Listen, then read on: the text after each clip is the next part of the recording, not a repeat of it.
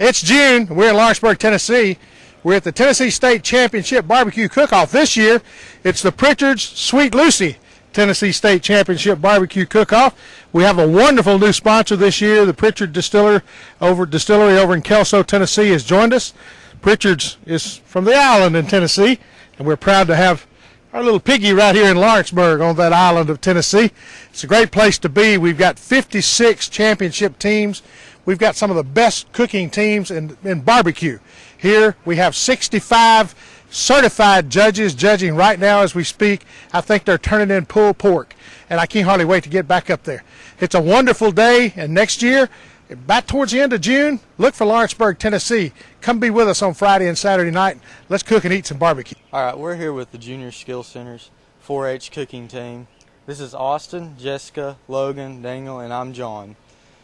We got together from 4-H and we started cooking together, and we're all in high school or under high school level.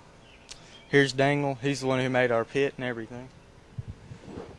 Our pit is one of the throwdown cookers, competition style cookers that we've built, and we powder coated it. Me and Mark fabricated the back of it to make it into an oven, and we've just modified it to our own specs, and it just helps us do better in these competitions.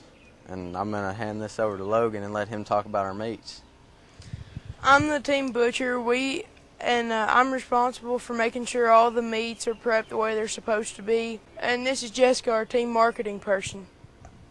Hi, I'm Jessica. I go around handing out like little business cards, basically, telling what the team does and what we're about and where we're from. Where are you from? Nobody said that. We're from Crossville, Tennessee. Okay. I'm going to hand it over to Austin. I make sure that all the meat is like up to temperature and put the wood into the stove to make it keep on. And whenever it starts dying out, you gotta check it. And number one overall, all the chicken was very good. Number one was a little bit too spicy for me. It had a little bite to it. Number two was a little tough, and the taste wasn't quite there. Number three, I thought was excellent. Number four was a little bit drier than I'd like. Number five was very good, tender, moist. And number six was a little bit on the dry side to me, and the taste was a little bit overwhelming. Number one entry was, in my opinion, excellent. The rest of them were really good, too, also. It had a real nice taste to it, a smoky flavor, it had a bite-through skin. Number two, the taste wasn't quite as good. It was a little bit more muted and a little bit more tomato-based. It was cooked a little bit, to me, a little bit overdone. On number three, my skin you couldn't bite through. When you bit on the skin, you pulled it all the way away. So, and then when you get to the meat, he left a lot of fat on the meat. Number four entry was good, tasted good, and it was a little bit overdone for me. On number five, it was muffin chicken, like you see on Pitmasters, and there was very little chicken in mine. I had mainly skin. And the sixth entry, just didn't care for much at all. It was a little bit overcooked, and the sauce was a little bit overpowering. Number one, it was a little spicy, but overall, I thought number one was good. Number two, just didn't have the taste. Number three, I thought was a little dry, no flavor.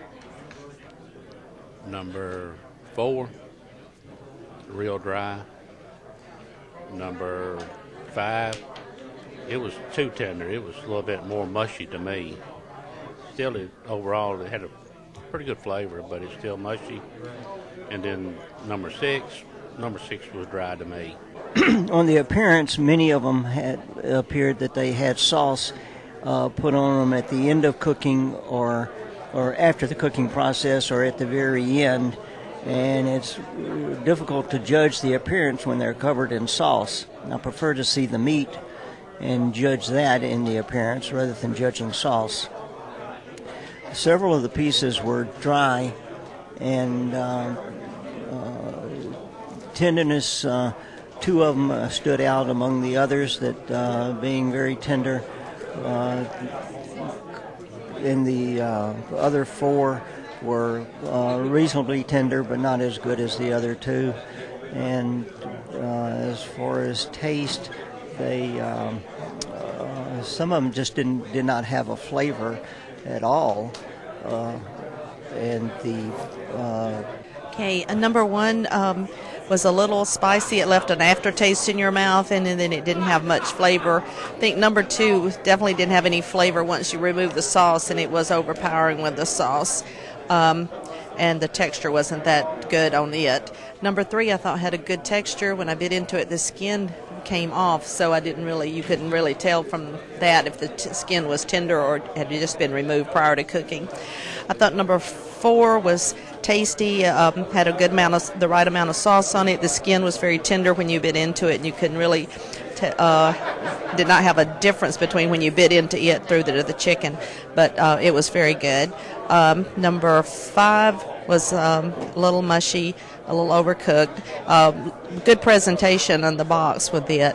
And number six was extremely spicy and left a lingering aftertaste that was difficult to get out of your mouth. The number one question that people ask me about our Sweet Lucy product is, why did you call it Sweet Lucy?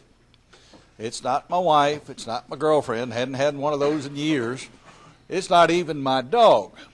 But for those of you that have been out duck hunting and you go out and you get to your duck blind before the dawn and you're all freezing cold out there huddled in that duck blind, and way off in the distance you hear that first shotgun blast that kind of signals the opening of duck hunting season.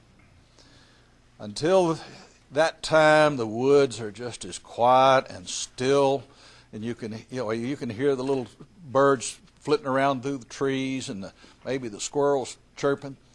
And all of a sudden, you start hearing the whisper of those ducks overhead. You got one guy in your duck blind that fancies himself a duck caller, and he starts to blow, and he starts going through all those calls, the comeback call, the mating call, and so on, the feeding call, and what have you. And sure enough, it's not so long till you just hear those wings just whispering well above your ear, and you know ducks have got a wonderful, wonderful eyesight. They can see the whites of your eyes. So you're all huddled down this way, and then all of a sudden somebody says, it's time to take your shot, and we all raise up and boom, boom, boom, and we shoot the ducks down. And I love to hear that quiet, eerie sound after the shotguns have gone silent. It's just about like that. And then it's time to go bring in your ducks, and you send the dogs out. And the dogs go out and pick up your duck, and they bring them in. And you know, I never met a Labrador Retriever that didn't think that I needed rebaptizing. Shakes that ice water all over me, all over everybody, and then he goes back and does it again. I don't know what about those dogs that like cold water, but they just seem to think that that's heaven on earth.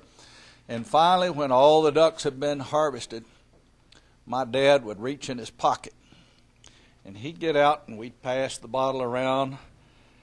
Now, this was a concoction that had a lot of sugar in it, had a lot of good whiskey in it. My dad would hand macerate oranges and peaches and apricots and a lot of sugar, and then he'd pour in that good whiskey, and then he'd pour that whiskey into a pillowcase, into a funnel, and then back into the bottle. And that's what he would pass around to us. And you couldn't help it. Just as soon as you took that little hit, you had to say, Sweet Lucy.